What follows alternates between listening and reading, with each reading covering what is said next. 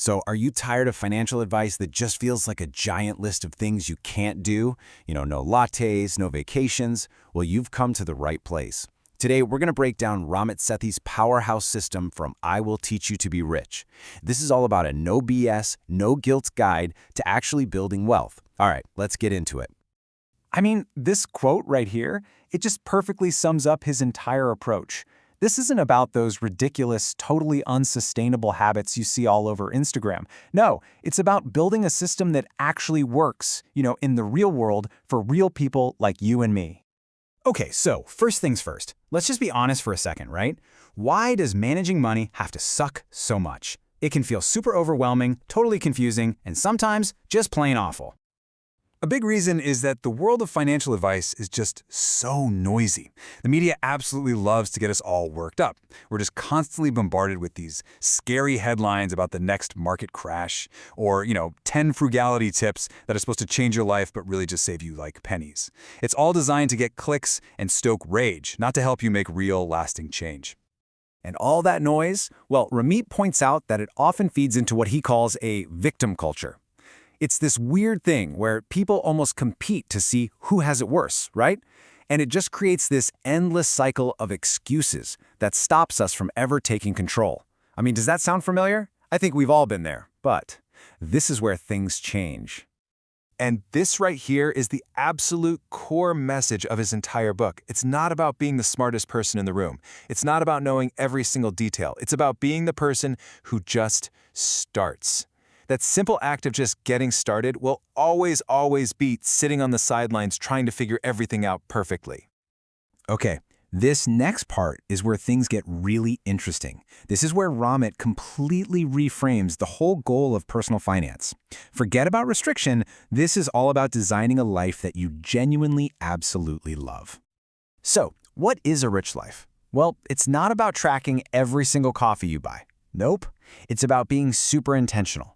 It means you figure out what you don't care about and you say no to it, so you have the freedom to shout a huge, guilt-free yes to the things you really, truly do. And this comparison just lays it all out so clearly. Think about it. Being cheap is all about fear. It's just focusing on the price tag of everything. But being a conscious spender, that's about aligning your money with what you actually value.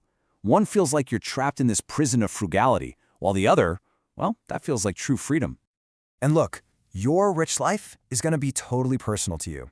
For one person, it might be those small daily luxuries, like ordering appetizers without even looking at the price. For someone else, it could be a huge, life-changing goal, like funding a school. The whole point is, you are the one who gets to decide. There's no right answer here. There's only your answer. All right, so you've got this awesome vision of your rich life. Fantastic. But how do you actually build it? Well, that's where the system comes in. And it's all about one key idea: automating the big wins. See, most of us play financial defense, right? We wait for the bills to hit, we check our bank account at the end of the month, and we're just like, where did all my money go? Playing offense is the complete opposite. It means you build an automated system that tells your money where to go before you even have a chance to spend it. It's sending money to savings, to investments, to paying down debt, all on its own. And the book lays this all out in a super concrete 6-week program.